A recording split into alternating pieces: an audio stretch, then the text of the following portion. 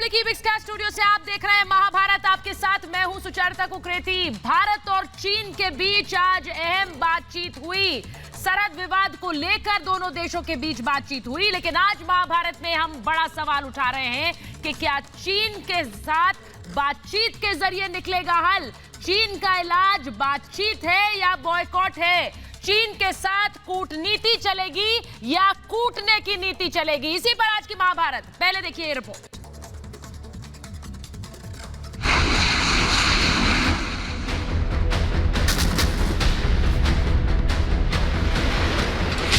कूटनीति या कूटने की नीति? घर से ही चीन पर होगा वार। देश की सेहत के लिए चीनी कम।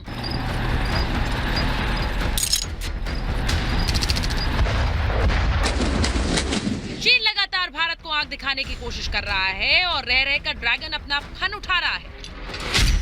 चीन भारत को सन 1962 का भारत समझने की बहुत बड़ी भूल कर रहा है, मगर चीन ये कान खोलकर सुन ले कि नए दौर का नया भारत है। भारत को कहीं से भी और किसी भी हालत में चीन कमजोर आंकने की गलती न करे, क्योंकि भारत की सैन्य शक्ति न सिर्फ एशिया बल्कि पूरी दुनिया में पहचानी जाने लगी है। लगता है चीन भूल गया है कि भारत सैन्य तौर पर ही नहीं बल्कि अपने घरेलू बाजारों के जरिए भी चीन की कमर तोड़ सकता है। अगर भारत ने चीन को अपना बाजार नहीं दिया तो चीन की सारी चालाकी, सारी चालबाजी धरी की धरी रह जाएगी। इसीलिए भारत चीन को आर्थिक तौर पर भी कमजोर करने की तैयारी में है। अपने घरेलू बाजारों के जरिए भारत चीन को मात देगा, जिसके बाद चीन चारों खाने चित होगा। लेकिन बावजूद इसके भारत एक बड़ी आर्थिक शक्ति बनने की राह पर है और इसीलिए चीन बार बार सरहद पर जबरन अपनी हेकड़ी दिखाने की कोशिश कर रहा है। सीमा पर डटी भारतीय सेना किसी भी हालत के लिए, किसी भी चुनौती के लिए और किसी भी तरह की परिस्थिति के लिए तैयार है। भारतीय सेना चीन को मुंह तोड़ जवाब देना बखूबी जानती है। Bureau report, Republic Bharat.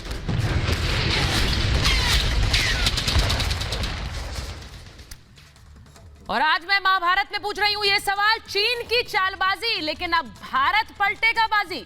सवाल ये कि कूटनीति चलेगी या कूटने की नीति चलेगी, और सवाल ये कि बाजार का बहिष्कार, क्या ये होगा चीन पर बड़ा वार? मेरे साथ जो मेहमान हैं उनका परिचय मैं आपसे कराऊंगी। मेरे साथ मेजर जनरल जीडी बख्शी जुड़ रहे हैं, मेरे साथ तिब्बतन गवर्नमेंट इन एग्जाइल की पूर्व गृह मंत्री गायरी डोलमा जुड़ रही हैं, मेरे साथ जुड़ रहे हैं newsmobile.in के editor in chief Saurabh Shukla, मेरे साथ जुड़ रहे हैं defence expert colonel Shailendra Singh, मेरे साथ जुड़ रहे हैं सुनीत चोपड़ा पॉलिटिकल एनालिस्ट हैं, और साथ ही विवेक श्रीवास्तव, मेरे साथ जुड़ रहे हैं प्रेम कुमार जी, और मेरे साथ जुड़ रहे हैं बैंगलोर से अब्दुल रजाक खान। और मैं शुरुआत कर रही हूं प्रेम कुमार जी आपके साथ और मेजर जनरल जीडी बख्शी के साथ। मेजर जनरल जीडी बख्शी, चीन के साथ बातचीत हो रही है, लेकिन मेरा सीधा सवाल है सर, कूटनीति चलेगी या कूटने की नीति चलेगी चीन के साथ? जिस तरह की हरकतें चीन बार बार करता है, बातचीत कब तक? देखिए, हर साल ये तमाशा शुरू हो जाता है इन महीनों में। चीन के पेट्रोल हमारे अपनी परसेप्शन ऑफ LAC तक आते हैं, हमारे वहां तक जाते हैं। इसके फलस्वरूप दोनों के बीच में झड़पें होती हैं, मारपीट होती है। इस साल तो डंडे पत्थर सब कुछ चले। तो साहब, ये कब तक चलेगा? हम बड़े शांति प्रिय तरीके से हमने इनके साथ peace and tranquillity accord sign किया, हम तो उसको बड़े सिंसियरली फॉलो किए। लेकिन चीन ने जो है 50 साल में पूरा जो है इंफ्रास्ट्रक्चर तिब्बत के अंदर इंटरनेशनल स्टैंडर्ड का क्लास 70 रोड्स बॉर्डर तक बना दी, जो कि टैंक भी आ सकते हैं और टैंक ट्रांसपोर्टर भी आ सकते हैं यहां तक। हमने जब अपने देश के अंदर जो है ये टैंक ट्रांसपोर्टर बनाने की, ये जो सड़कें बनाने की कोशिश करी, तो उसके चलते ये चीन ने इतना बवाल खड़ा कर दिया है।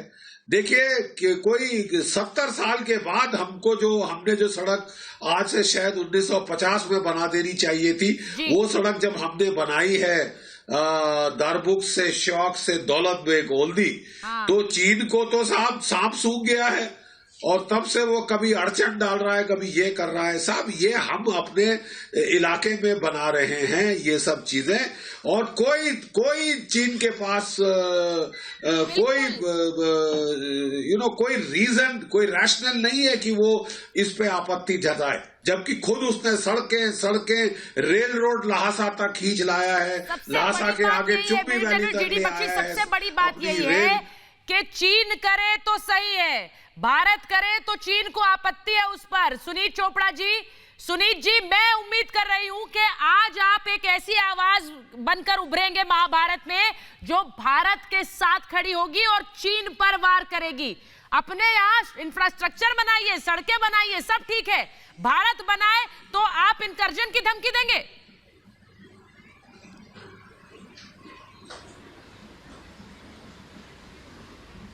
सुनीत जी, आपको मेरी आवाज आ रही है? मुझे लग रहा है अरे आपकी फॉरेन पॉलिसी फेल हो गई है। सुनीत जी तक मेरी आवाज नहीं पहुंच पा रही है। हाँ, ये जो मोदी सरकार है इसकी हाँ विवेक श्रीवास्तव बोलिए। आपकी फेल्ड है, डिप्लोमेटिकली आप फेल हो गए हैं। आप सुनिए, पहले एक बहुत बड़ा डिप्लोमेटिक फेलियर 6 साल में मोदी गवर्नमेंट का रहा है। मैं कल भी इस विषय पे बोल रहा था। आपका किसी भी पड़ोसी से आपकी बनती नहीं है, फॉरगेट अबाउट चाइना। पाकिस्तान से नहीं बनती, बांग्लादेश, श्रीलंका, अब तो नेपाल भी आपके साथ लग रहा है कि ये तो इस देश की फॉरेन पॉलिसी क्यों लग रहा है? और पाकिस्तान को क्या करे, कश्मीर भारतीय नहीं बोल रहा है, को लद्दाख दे बड़ा अजीब है सर। मेरे बख्शी, बड़ा अजीब है कि कल हमारे पैनल पर पाकिस्तान से पैनलिस्ट थे, वो भी कुछ यही बात कर रहे थे और विवेक श्रीवास्तव भी वही बात कर रहे हैं। भाई वाह, मुझे लग नहीं रहा है कि ये वही आवाज आपका व्यू पाकिस्तान में बैठे लोगों से मेल खाता है सर। आपको कूटनीति का कोई ज्ञान नहीं है, पाकिस्तान में बैठे लोगों से मेल खा रहा है, कोई ज्ञान नहीं है। यहाँ मूर्खता मत दिखाइए। एक सेकंड विवेक श्रीवास्तव, आप देश के खिलाफ बैठकर यहाँ पर अपने बयान भी दीजिए, आप बयान दीजिए।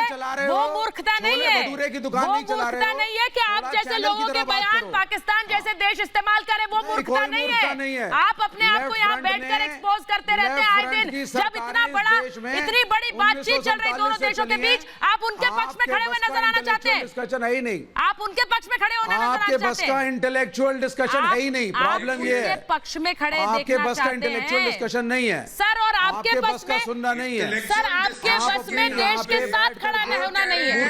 एंकरिंग करिए। एक सेकंड पाकिस्तान को आपका सड़ा हुआ सर्टिफिकेट उसके लिए नहीं चाहिए।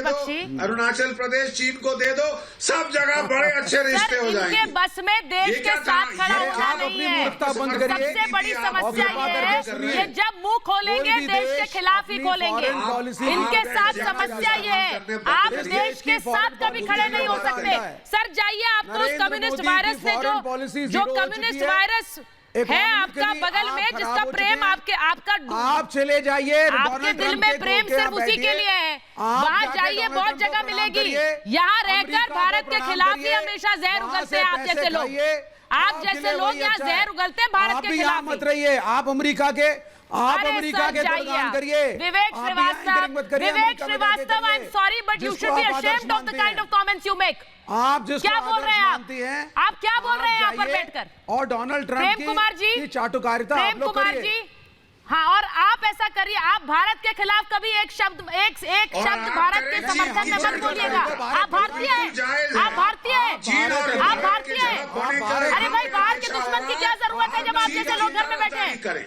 आप भारतीय हैं, आप हैं चाटुकार, आप जैसे एंकर बैठे हैं, तो कल अमेरिका पाकिस्तान के पैरवी करते हैं आप जैसे लोग अगर घर में बैठे हो तो देश को दुश्मनों की जरूरत नहीं है। विवेक श्रीवास्तव, सबसे बड़ी बात ये है, आप जैसे लोग घर में बैठे हैं। मेरे जनरल जीडी बख्शी को लीजिए। सर मैं चाहती हूँ कि आप इन्हें जवाब दें, मैं चाहती हूँ आप इन्हें जवाब दें। मुझे अपना समय, मैं विवेक श्रीवास्तव जैसे लोगों के ऊपर समय क्यों वेस्ट कर रही हूँ, मुझे समझ नहीं आ रहा है कि ये चीन की चाटुकारिता करते हैं पाकिस्तान की पैरवी करते हैं और कहते हैं कि भैया फॉरेन जीडी पॉलिसी बख्शी, यो होनी चाहिए कि जो चाहिए वो ले जाए। पाकिस्तान को कश्मीर चाहिए, ले जाए, दे दो। सिपाही चीन को लद्दाख चाहिए, अरुणाचल चाहिए, दे दो, बांट दो। अरे खैरात है क्या? वो हमारा देश है, खैरात है। तुम यहाँ एसी मैं आपसे सीधा सवाल पूछ रहा हूँ ज्यादा कि क्या ये आपका देश है या खैरात है कि आप बांटते फिरे हैं? प्यार बांटते चलो, देश बांटते चलो, हम इसे जो मांगे उसको दे दो। भारत की सेना से प्रेम बड़ी अच्छी फॉरेन पॉलिसी। अरे सर, ये दोगली बातें मत करिए यहाँ पर शो पर। दोगली बातें हैं ये दोगली बातें हैं विवेक श्रीवास्तव की। भारत की सेना से प्रेम करते हैं, भारत से प्रेम करते हैं, यहाँ आकर देश के खिलाफ जहर उगलते हैं, ये आप बयान करते हैं। हमें दुश्मनों की जरूरत नहीं है विवेक श्रीवास्तव, आप जैसे लोग हैं यहाँ पर। प्रेम कुमार जी को लीजिए। प्रेम कुमार जी, मैं इस तरह, आप तो मेजर जनरल जीडी बख्शी से ऐसे बात कर रहे हैं जैसे कि वो यहाँ पर वो अपने देश के लिए लड़ाई लड़े हैं। सर, एक तरफ बोलते हैं सेना से प्यार और दूसरी तरफ मेजर जनरल जीडी बख्शी से आप इस तरह से बात कर रहे हैं। ये तरह आपकी बातचीत का, एक वॉर वेटरन से बात करने का।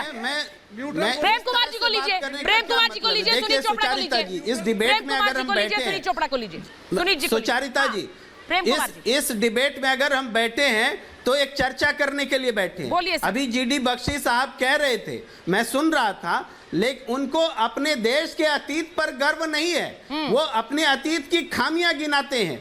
अतीत की सरकारों को गाली देना या राजनीति करना अलग चीज है, लेकिन आज हमारी जो शक्ति है, पूरी क्षमता के साथ हमारी सरकार सीमा पर मुस्तैद है, पूरा देश उसके सरकार के साथ खड़ा है। लेकिन हमें यह सोचना होगा कि पिछले 3 से 4 सालों में, एक साल में 600 बार चीनियों ने अतिक्रमण किया है।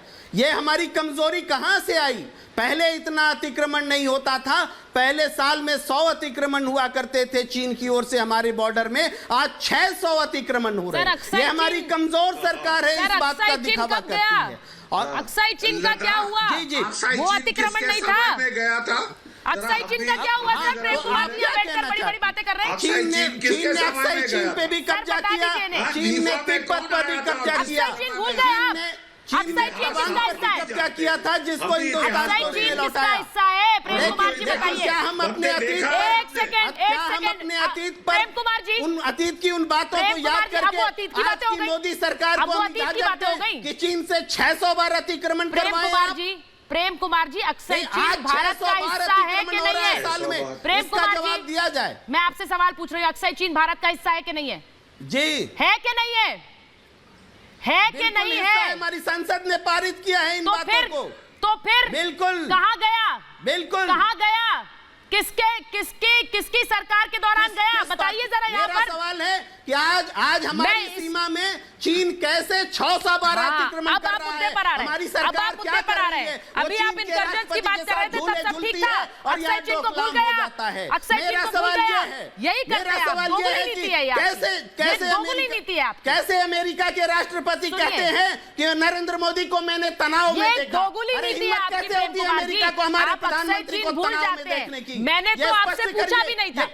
सुनिए, कैसे अमेरिका हमारा दोस्त है, हर समय पर कभी कहता है कि कश्मीर पर प्रेम कुमार जी, मेरी बात सुनिए। मैंने आपसे पूछा कि चीन की चालाकी का इलाज क्या है? ये कूटनीति होगी या कूटने की नीति होगी? लेकिन आप यहाँ पर चीन का इलाज बताने के बजाय अपनी सरकार को कूटने के लिए रास्ते बताने लगते हैं। ये तरीका है क्या? चालाकी, मैं तो आपसे ये पूछ रही हूँ कि चीन का इलाज कैसे किया जाए? अगर वो आप अपने देश के इलाज के बारे में बोलने लगते हैं।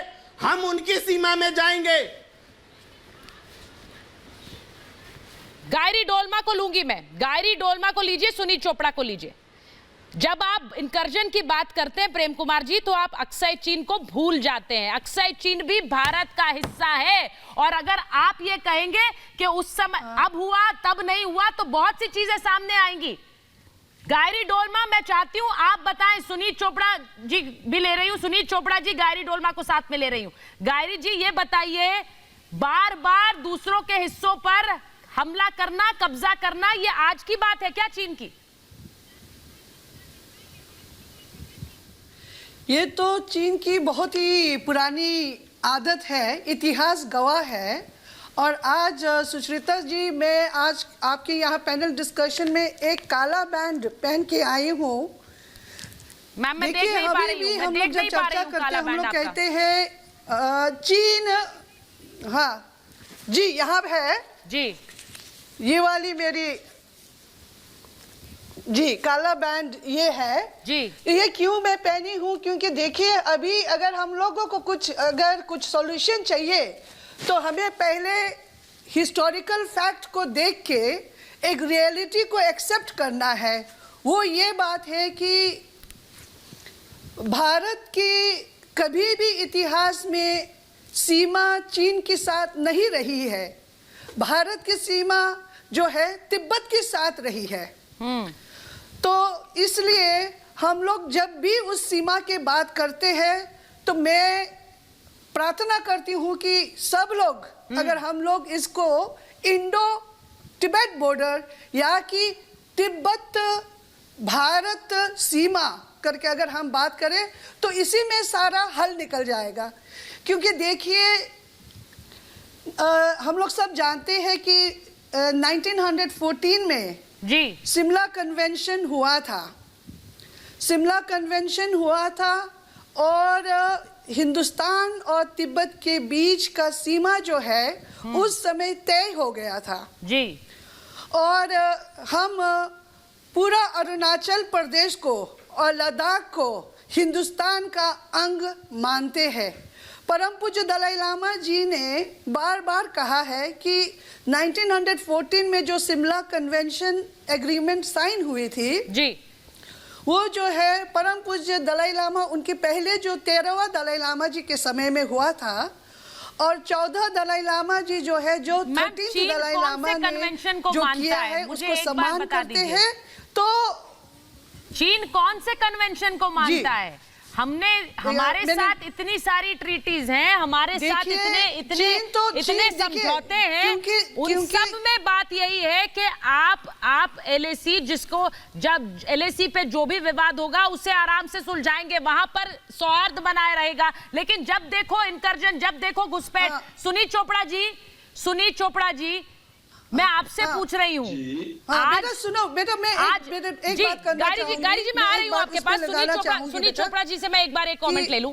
सुनी चोपड़ा जी, जी, जी। ये बार बार होता है और ये बार बार होता रहेगा क्योंकि चीन को ये समझाना जरूरी है कि ये भारत 1962 वाला भारत नहीं है। आप मानते हैं ये हिंदुस्तान का सबसे शांत बॉर्डर था और पिछले 3 साल में बुरा हाल हुआ है। ये बार बार नहीं होता है। 62 की लड़ाई के बाद से लेके आज तक लगभग कुछ नहीं हुआ। सो बार बार मत कहिए। और दूसरा, तिब्बत को सब जानते हैं। मेरे पास तिब्बत के पोस्टेज स्टैंप्स हैं 1914 के जो चीनी हैं और तिब्बतन में स्टैम्प्ड हैं।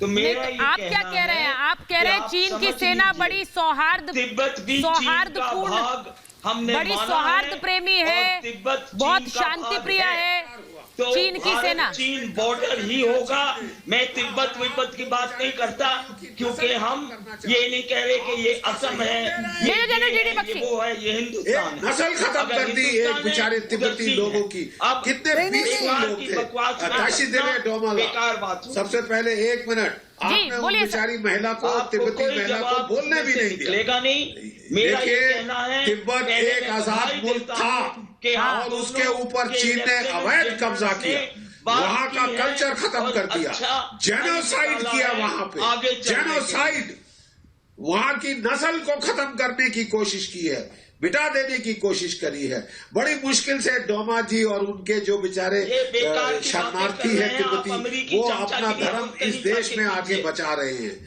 और आज देखिए कितनी ये जो है बेरहमी से ये कह रहे हैं कि नहीं हमेशा चीन का हिस्सा था। सारी प्रॉब्लम शुरू हुई है क्योंकि वो जो इंडो तिब्बत बॉर्डर था, वो इंडो चाइना बॉर्डर बना दिया गया और उसमें नेहरू जी का हाथ था, कोई भी देश आपके कम्युनिस्टों का सहयोग था। इन्हें तो अभी भी चीन की सेना बड़ी शांति प्रिय लग रही है। सुनीत जी मुझे ऐसा लग रहा है। सौरभ शुक्ला को लीजिए। सौरभ जी, अभी भी चीन की सेना की वकालत, मैं तो ये कह रही हूँ यहाँ सेना की वकालत तो दूर, मैं तो सामान के बहिष्कार की भी बात करती हूँ। मैं तो चीन के सामान के भी बहिष्कार की बात कर रही हूँ, क्यों ना हो? मैं कहता हूँ कि ये लोग हमारा बाजार हमने चीन को दिया है। मैं आपको बताऊं कि हम ये वो जो लोग छीन भी हैं, सकते हैं। बोलिए सौरभ जी। बिल्कुल, और हमारा भारत देखिए जो भी राष्ट्र हित के लिए होना चाहिए वो हमारी सरकार और हमारी जो सेना है वो कर रही है। मैं चोपड़ा जी जरा सुन लीजिए मुझे, उसके बाद आप कहिएगा। एक मिनट आप सुन ले, शांति प्रिय। ओके, आप सुनीत जी एक बार सुन ले। सुनीत जी, आप जैसे लोग जो हैं देश के लिए और आपकी हमारी सेना का मनोबल आप जैसे लोग गिरा रहे हैं, वरिष्ठ हैं। उस समय मैं ये कहना नहीं चाहती हूँ, पर जिस राजनीति को आपने पढ़ा सर, वो तो पूरी दुनिया में फेल हो गई है। वो कम्युनिस्ट तो सारी दुनिया में फेल हो गए सर। लद्दाख में बोलिए सौरभ जी। आमने सामने खड़ी है चीन के खिलाफ। आप जैसे लोग जो है मनोबल गिरा रहे हैं सेना का। आप सुनीत चोपड़ा जी, आप ये मान के चलिए, और जो भी एक हो रहा है, एक सशक्त सरकार जो है वो डिप्लोमेसी और मिलिट्री स्ट्रैटेजी दोनों पे काम कर रही है। आप जैसे लोग जो हैं मनोबल गिराना कम करें, और आप चीन की वकालत तो बिल्कुल ना करें। तो प्रॉब्लम यही है कि इस देश में ऐसे लोग हैं जो यहाँ पर वहां पर वकालत करते हैं चीन की। जैसे ही सरकार कोई ठोस कदम उठाती है, आप लोग उसके खिलाफ खड़े हो जाते हैं। सुनीत जी, ये प्रॉब्लम है हमारे देश के अंदर। जो कुछ ऐसे लोग हैं जो ऐसे एलिमेंट। सुनीत जी जरा सुनिए। हम हिंदुस्तान को हार के रास्ते पे जा रहे हैं। अरे हार क्या, आप बार एक ही राग आपको सारे रास्ते जो हिंदुस्तान करता है वो हार के ही लगते हैं। आपको हिंदुस्तान के सारे कदम उठाए हुए हार के कदम ही लगते हैं। खिलाफ खड़ा है, और आपको भारत की सेना के साथ खड़ा होना पड़ेगा अगर आप सच्चे भारतीय। अरे सुनीत जी, मैंने आपसे कहा सर, आप तो बहुत वरिष्ठ हैं। मैं बार ये कहती हूँ, लेकिन सब कम्युनिस्ट फेल है सर। समझ लो सर, कम्युनिस्ट फेल है सारी जगह, और चाइना का भी वही हश्र होगा। संस्कृति को समझ लीजिए। एक इंटेलेक्चुअल डेप्थ भी होनी चाहिए जो इनमें नहीं है। कहने की कोई जरूरत जो इंटेलेक्चुअल डेप्थ है वो आप बिल्कुल नहीं है, और समझ तो बिल्कुल नहीं है। बोलिए सौरभ।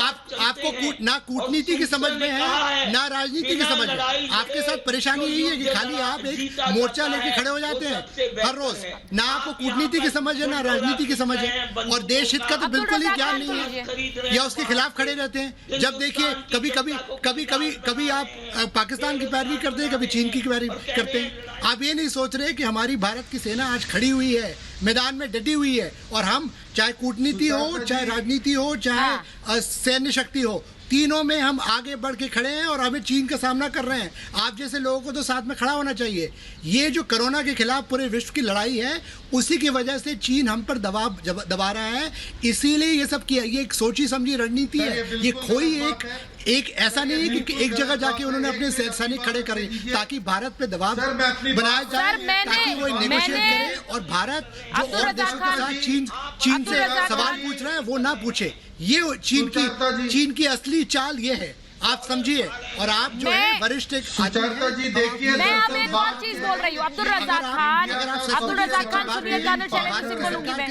अब्दुल रज़ाक खान, कर्नल शैलेंद्र सिंह, मैं ये बोल रही हूँ। अब्दुल रज़ाक खान पहले आप बोलेंगे, फिर कर्नल साहब के पास में जाऊंगी। मैं सिर्फ ये कह रही हूँ कि चीन भले ही चालबाजी करे, लेकिन अब बाजी पलटने का समय भारत का आ गया है, क्योंकि भारत अब पुराना भारत नहीं है। हम बड़ा बाजार भी है चीन के लिए। हम अपना बाजार क्यों दें चीन को? हम क्यों वो चालाकी सहें जो पहले के समय में हम सहते थे? अब हम वो भारत नहीं रहे, बहुत कुछ बदल गया, और उसी का डर है चीन को। देखिए सुचेता जी देखिए, इंडिया का जितना भी एक्सपोर्ट होता है विश्व भर में, उसमें 5% चाइना को एक्सपोर्ट होता है, और जो हम इंपोर्ट चाइना से करते हैं, इसकी कुल राशि एक्सपोर्ट और इंपोर्ट मिलाकर $60 बिलियन का बिजनेस इंडिया चाइना को देती है हर साल। मैं एक साल की कुल राशि आपको बता रहा हूं। चाइना कभी भी इंडिया के साथ रिलेशंस खराब करना बिल्कुल नहीं चाहेगा। हाँ। लेकिन कहीं ना कहीं ये इस बात का संकेत है कि मोदी सरकार फॉरेन पॉलिसी में भी फेल हो गई है। 16 जून 2017 को हमने देखा 72 दिन का डोकलाम में स्टैंड ऑफ, अंत में जाकर क्या हुआ, चीन को वापस हटना पड़ा। इस बार भी चीन हटेगा, लेकिन इंडिया का सॉलिड स्टैंड, जिस तरीके से मोदी जी जब विपक्ष में थे, जब गुजरात के मुख्यमंत्री थे, चीख कर चिल्लाकर ये कहते थे कि चीन को लाल आंख दिखाकर समझाना चाहिए। आज उनकी लाल आंख कहां चली गई? क्यों चीन को आज समझा नहीं पा रहे? 5 मई से लेकर आज तक 10 दौर की बातचीत हो चुकी है, आज तक हम किसी नतीजे पर नहीं पहुंचे हैं। ये कहीं ना कहीं मोदी सरकार की फेलियर है। सर एक बात बताइए मुझे, 10 दौर की बातचीत हो गई, चीन तो अपने आप को सुपर पावर मानकर बैठा है, लेकिन अभी भी वो कह रहा है हम बातचीत के जरिए हल निकालेंगे। क्यों? चीन तो अपने आप को बहुत बड़ा सुपर पावर समझता है। ये इसलिए है सर क्योंकि वो जानता है कि भारत पर अब कोई भारत पर धमकी काम नहीं आने वाली है। वो जानता है भारत का रुतबा अब क्या है इस न्यू वर्ल्ड ऑर्डर में। कर्नल शैलेंद्र सिंह, मैं गलत कह रही हूँ? हुआ सुचेता जी मेरी बात रखने दीजिए। जिस वक्त पर पुलवामा का हमला हुआ, हमने पाकिस्तान से आने वाले रजाक साहब जरा 1 मिनट रुकेंगे। इंपोर्ट टैक्स बढ़ाया। आज हम चाइना से आने दूसरे की भी सुन लो। इंपोर्ट के ऊपर कर्नल शैलेंद्र सिंह, कर्नल शैलेंद्र सिंह पर दबाव डालने के लिए भाई जो इतना ताकतवर है, जो इतना बड़ा सुपर पावर बन रहा है, वो बातचीत करने के लिए भी गिड़गिड़ा रहा है। पहले मैं आपको एक बड़ी अच्छी सी बात बता दूं, किसी ने बहुत अच्छा बोला कि पहले इनकर्जन 100 होते थे, आजकल 600 और पहले इनकर्जन नहीं होते थे।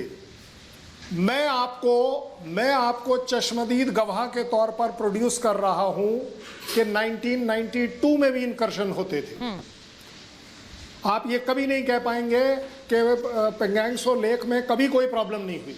92 का मैं चश्मदीद गवाह हूं, हमारे सामने हुई है। जहां तक बात है 100 और 600 की, देखिए ऐसा है, पहले इनकर्जन आपको कम पता चलते थे। क्योंकि तब मीडिया इतना एक्टिव नहीं था। दूसरा, पॉलिसीज कुछ इस तरह की थी कि अगर वो आ भी गया और चला भी गया तो ये बात अननोटिस्ड होती थी।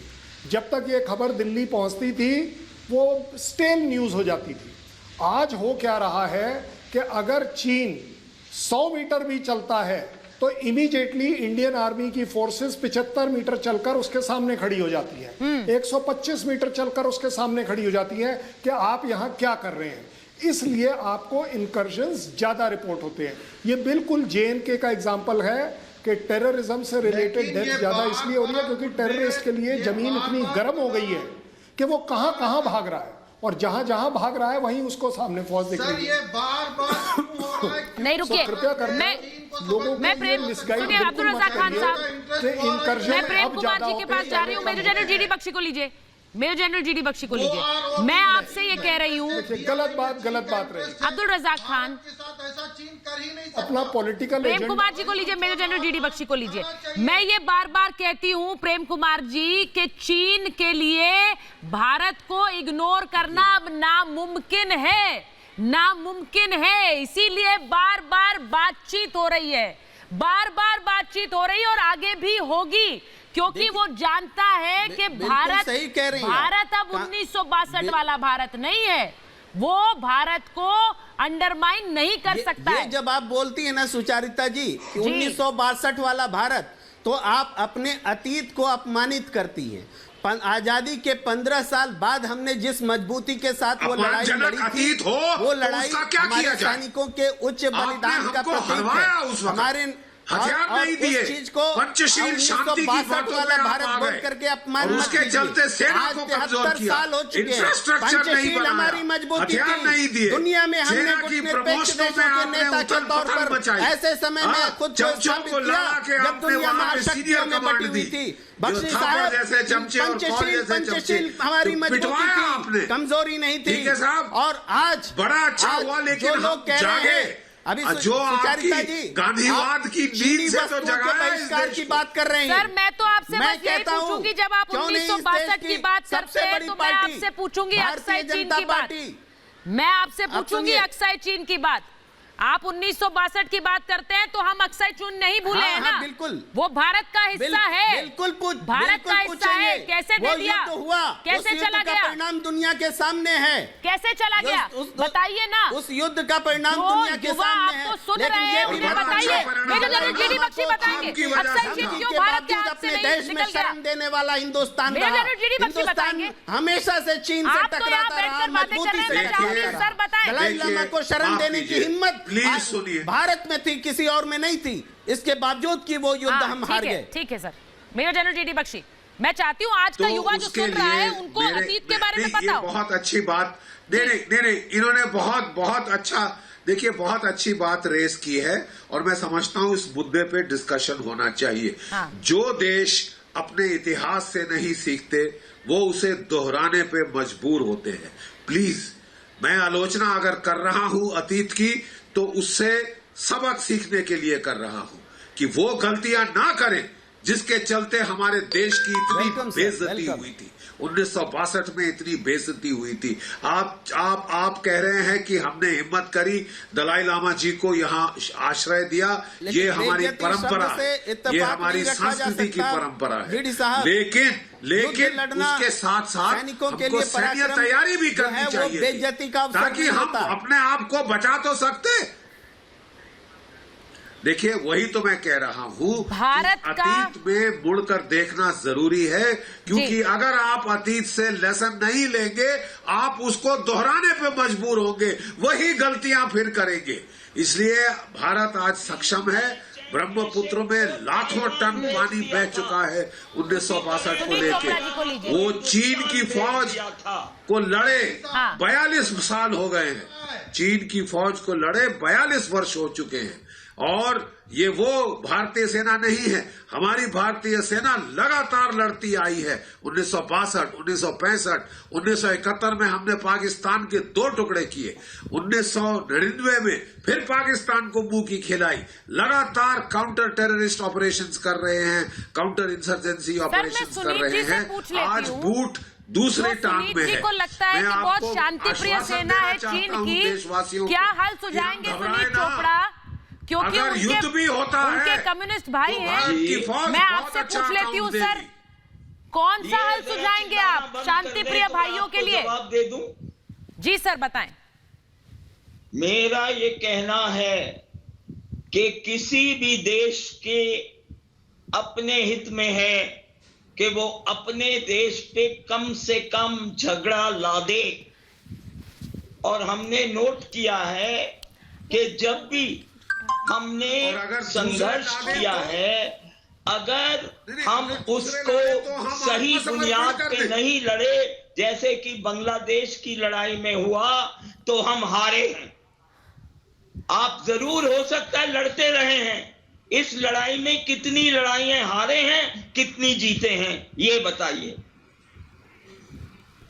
सुनील जी, केवल एक हारनी पड़ी, वो नेहरू जी की शांतिवाद से, पंचशील से और अहिंसावाद। नेहरू जी करके नहीं था, कि सेना की तैयारी बंद, आप गलत सड़कें बनानी बंद कर दी। उसके बाद सर मैं फॉरवर्ड लुकिंग, सर मैं आगे देखने की बात कह रही हूँ, उसी का मैं आगे देखने की बात कर रही हूँ सुनील जी। अब ढंडोरा पीट रहे हैं, मैं आपसे आगे देखने की बात कह रही हूँ। मैं आपसे पूछ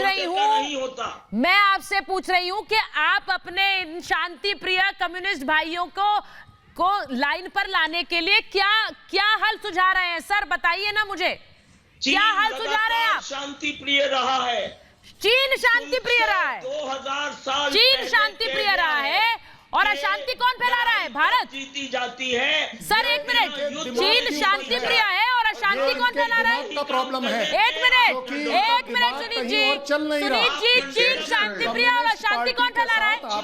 क्या रहे हैं? अच्छी बात है। नहीं सर सुनील जी एक minute. Cost of the country, बिल्कुल कर्नल शैलेंद्र सिंह, बिल्कुल बनेंगे। चीन के साथ शर्म आनी चाहिए। मैं कह रहा हूं टीवी छोड़िए, देश में नहीं रहना चाहिए आपको। अगर आप इस तरह की सोच रखते हैं, आप क्या चाह रहे हैं कि आपकी जो कम्युनिस्ट सोच है वो मैं अपने देश के कॉस्ट के ऊपर मेंटेन करूंगा? किस लिए करूंगा? आपको अगर चीन इतना ज्यादा प्यारा है, शिफ्ट करिए, बिल्कुल मत रहिए हमारे साथ, लेकिन कम से कम देश को गुमराह मत करिए कि हम लोग देश में हारे हैं। आपके दिमाग में हारे हैं और कहीं नहीं हारे। पूर्वजों ने इसमें लड़ाई लड़ी है, आपके बाप का देश नहीं है ये। सुनिए जी, पता नहीं कौन से तुम्हारे पूर्वज आ गए। सुनील जी, मेरे तो पूर्वज इस तरह की भाषा नहीं है। मैं तो देश में आज आया। नहीं सुनील जी, पूर्वज सिर्फ मैं सीधे ये कह रही हूं, नहीं सुनील जी, आज से पहले कोई देशभक्त कम्युनिस्ट नहीं था। मैं इस बात को महाभारत में नहीं जाने दे सकती कि यहाँ बैठकर कोई चीन को शांति प्रिय कह रहा है। वाह, कुछ नहीं है। और भारत पर ही उल्टा सवाल उठाएगा। जी हाँ भाई ये किस दिमाग ये खराब सोच है। कहां से आती है सुनील जी? इस सोच पर सवाल क्यों ना उठाया जाए? भी अपनाया है। मैं यहाँ कह रही हूँ कि चीन को कूटनीति या फिर कूटने की नीति दोनों में से एक से चित करना होगा, दोनों में से एक से चित करना होगा, क्योंकि ये बार बार जिस तरह की चालबाजी चीन करता है ये नहीं सहना है अब। और आप यहाँ बैठकर चीन की वकालत, सर आप प्रवक्ता चीन सरकार के कब से हैं? चीनी आर्मी के प्रवक्ता कब से हैं सर? आप हैं सुचरिता, मुझे ये बताइए। मैं अब्दुल रज़ाक खान को ले रही हूँ। नो सर, सर मैं आज के दिन जब हमारी सेना हमारे सैनिक वहां स्टैंड ऑफ की स्थिति में चीनी सेना के आमने सामने स्थिति में खड़े हैं, आप यहाँ बैठकर चीन की वकालत कर रहे हैं। Abdul Razak Khan, why should we tolerate this भाई? आपकी कम्युनिज्म यहाँ पर नहीं चाहिए, इस तरह के लोग बिल्कुल दिमाग के हारे हुए हैं, वो मेरे देश को हरा रहे हैं। के साथ बढ़ती दोस्ती। सर एक मिनट सर, मेरी बात में रख दूं। सर देखिए, इंडिया की अमेरिका के साथ बढ़ती दोस्ती चीन बर्दाश्त नहीं कर पा रहा है, ये बात तो सीधा सीधी सच है। लेकिन पिछले 6 सालों में अगर आप देखेंगे, पीओके में पाकिस्तान के साथ मिलकर चीन बहुत सारा डेवलपमेंट का काम कर रहा था और हम उस काम को आज तक रोक नहीं पाए। अब नेपाल हमको आंख दिखाने वाला हो गया और आज हम यहां बैठकर, पिछले 6 महीने से पहले जी जिनपिंग आए थे अक्टूबर 2019 में, चेन्नई को आए थे, तमिलनाडु को मोदी जी उनको स्वीकार किए थे, अच्छी दोस्ती गिफ्ट एक्सचेंज हुए थे। 6 महीने अगर भारत सरकार चीन के साथ रिलेशंस निभा नहीं पाई तो आज फॉरेन पॉलिसी में भी बीजेपी सरकार अब्दुल रज़ाक खान, मेहमान बनकर शी जिनपिंग आए थे, तो मेहमान नवाजी का कर्ज अदा करेंगे कि नहीं करेंगे? सारे सवाल भारत सरकार से ही करेंगे आप। 6 महीने आप शी जिनपिंग यहाँ मेहमान बनकर आए और फिर सेना को बोल दिया कि भारत के साथ ये स्टैंड ऑफ सरहद पर। 6 महीने आप रिश्ते निभा नहीं पाए। चीन ने रिश्ते निभाए सर, चीन ने रिश्ते निभाए। ये सवाल किया आपने कभी? निभाने का ठेका हम ही दे देना। आपने चीन से सवाल पूछा सर? अब्दुल रज़ाक खान, मुझे हैरानी है कि आप सवाल अपनी सरकार से करते हैं, चीन से नहीं करते। चीन ने निभाए रिश्ते। चीन की आप तारीफों के पुल बहुत हैं। एजुकेशन में फेल, फार्मिंग में फेल। एक सेकंड, गायरी डोलमा को लीजिए। गायरी जी, एक बात ये पास फेल कर रहा। अरे भाई सर अब्दुल रज़ाक खान, मोदी सरकार के 1 साल पर मुझे आपको बुलाना चाहिए था, तब पास फेल की बात करते। अभी हम चीन की बात कर रहे हैं। ऐसा लग रहा है कि आप पूरा खाका मोदी सरकार के 1 साल के लिए बनाकर लाए थे, चीन की बहस में आ गए और वहां पर बोलना शुरू कर दिया। मैं गायरी जी से पूछ रही हूँ, गायरी जी, रिश्ते निभाने का ठेका सिर्फ हिंदुस्तान का है? चीन ने कौन से रिश्ते निभाए? आप तो बेहतर बताएंगी। वही बिल्कुल जी। एक तो मैं ये कहूंगा सुचित्रा जी, प्लीज शायद मेरी आवाज जो है लास्ट टाइम भी मैं जब आई थी तो फिर नहीं, आप बोलिए मैम, बोलिए। मैं रख रही थी तो आवाज ही नहीं थी। आज तो 1-2 बातें जो है मैं पहले रखना चाहूंगी जी। एक तो कि चीन कौन होता है, कि हिंदुस्तान का किसके साथ कैसे रिश्ता होना चाहिए वो कैसे तय करेंगे। कि अभी कोई कह रहे थे कि वो अमेरिका के साथ हिंदुस्तान के रिलेशन अच्छा हुआ तो चीन को अच्छा नहीं लगा। तो ये सब बातें जो है मैं ज्यादा कमेंट नहीं करना चाहूंगी, बट ये सब बातें हमें भी सोचना चाहिए कि हिंदुस्तान वो करे जो हिंदुस्तान के लिए सही है। अभी हिंदुस्तान जो है एक विश्व में सुपर पावर बन रहे हैं, बनने जा रहे हैं और बनना चाहिए और बनेगी। और इसके साथ मैं ये कहना चाहूंगी कि अगर सीमा के प्रति हमें सीरियसनेस लेना है तो हिस्ट्री को हमको सीरियस लेना है। जो सीमा है वो तिब्बत के साथ सीमा है, इतिहास गवाह है उसके लिए। और प्रॉब्लम सिर्फ जब चीन ने तिब्बत को हड़प लिया तब हुआ है। अभी भी परम पूज्य दलाई लामा जी और निवासित तिब्बत सरकार कोशिश कर रहे हैं कि तिब्बत के सॉल्यूशन जो है चीन के साथ बात करके निकले। बट मैं इसलिए कंप्लीट करना चाहूंगी वो निकले, बट जब तक चीन के साथ नहीं होता है तब तक जो है हमें रिकॉग्नाइज करना चाहिए कि तिब्बत जो है एक ऑक्युपाइड नेशन है। ये जो है मैं ज्यादा लंबा नहीं बोलूंगी, आप लोग समझ जाएंगे कि बात क्या है। और दूसरी जो है हिंदुस्तान को चीन के साथ आंखें मिला के बात करना है, और वही होगा कि नहीं, वही होगा मैम, मैं आपको करेंगे तो वही होगा मैम, आंखें मिलाकर ही बातचीत होगी और हो रही है। इसीलिए चीन बौखलाया हुआ है, अब्दुल रज़ाक खान भी बौखलाए हुए हैं। क्यों? अब्दुल रज़ाक खान साहब मुझे एक बात बताइए, अब्दुल साहब यहाँ बैठी हैं गायरी डोलमा, वो खुद बता रही हैं कि कैसे ऑक्यूपाइड लैंड है तिब्बत, वो खुद बता रही हैं कि कैसे रिश्ते सिर्फ खराब किए हैं चीन ने और लोगों के किस तरह से जमीन ली है चीन ने, और तब भी दारोमदार भारत पर कि वो रिश्ते ठीक करे। दलाई लामा सुनते रहे हैं, बिल्कुल स्पष्ट है, हमसे चीन है, चीन से हम नहीं। चोरी का माल बेच रहा है, चोरी का माल बिल्कुल हम चाइना को देते हैं। भारत सरकार ने क्या एक्शन लिया? सौरभ जी को लीजिए, प्रेम कुमार जी को लीजिए। भारत सरकार सौरभ जी पर टैक्स बढ़ा दिए, आज टैक्स क्यों नहीं बढ़ा सकते? सौरभ जी चाइनीज प्रोडक्ट्स क्यों नहीं बॉयकॉट कर सकते? बिल्कुल बड़ी बात है, और मैं चाहती हूँ अब्दुल रज़ाक खान वो शुरुआत आपसे हो, मैं चाहती हूँ वो शुरुआत आपसे हो। मैंने यहाँ महाभारत के जरिए इससे पहले एक शो किया जिसमें हमने कहा कि क्यों हर भारतीय जिम्मेदारी नहीं उठाता कि चीन का बहिष्कार हो, चीन के सामान का बहिष्कार हो। अब्दुल रज़ाक खान वो करने को तैयार है? बोलिए, आप तैयार है?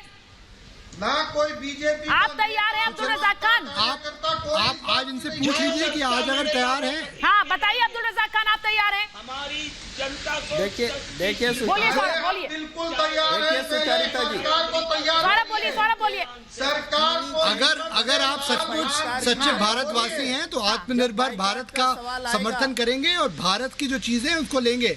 अगर चीन अपनी इस तरह की जो नीति है, भारत को बुलिंग टैक्टिक से बाज नहीं आता, तो हमें चीन के जो सामान है उसका बहिष्कार करना चाहिए।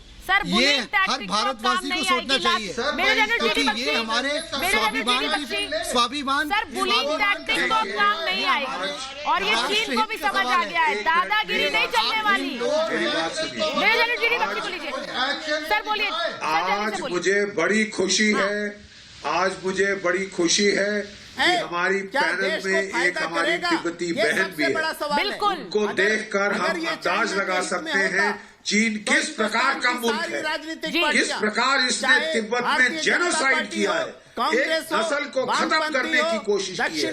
हमको चीन की असलियत समझनी चाहिए, बिल्कुल उसके साथ उसी भाषा में सोच रही है सर, लेकिन अभी भी जिम्मेदारी कुछ लोग यहाँ बैठकर हिंदुस्तान में ही रहकर चीन की जिम्मेदारी नहीं भारत की जिम्मेदारी बताते हैं। यहाँ आकर ये बताते हैं कि भारत का दारोमदार है कि वो रिश्ते ठीक करे, और ये भारतीय कहलाने पर गर्व महसूस करते हैं। हमेशा सवाल भारत से, चीन से नो क्वेश्चंस।